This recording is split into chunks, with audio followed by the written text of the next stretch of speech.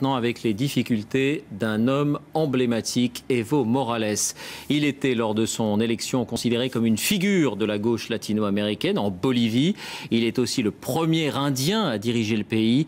Eh bien, le voici confronté depuis quelques jours à de violentes manifestations de rue. Dorothée Olyric. C'est un drôle de cadeau de Noël que le chef de l'État bolivien a fait à son pays. Lui, le leader de la gauche radicale latino-américaine, le président des classes populaires, annonce une hausse de 50 à 80% des prix de l'essence à la pompe.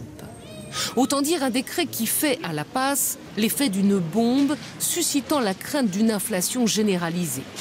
Conséquence, les Boliviens se ruent sur le pain et l'huile. Ici, 60% de la population vit dans la pauvreté.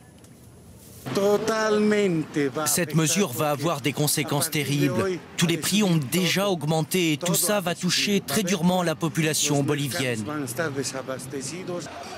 Le choc est rude et la colère à la hauteur du sentiment de trahison ressenti par le peuple de gauche. Ils descendent dans les rues et ça tourne mal, avec des blessés et des arrestations.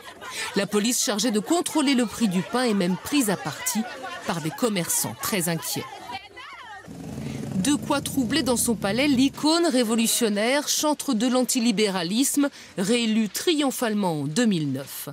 Mais si Evo Morales hésite, il maintient finalement le décret, malgré l'impopularité de sa décision. Il faut dire que les caisses de l'État bolivien sont vides, et cette hausse des tarifs de l'essence va rapporter au moins 400 millions de dollars à l'État chaque année. En bref, encore.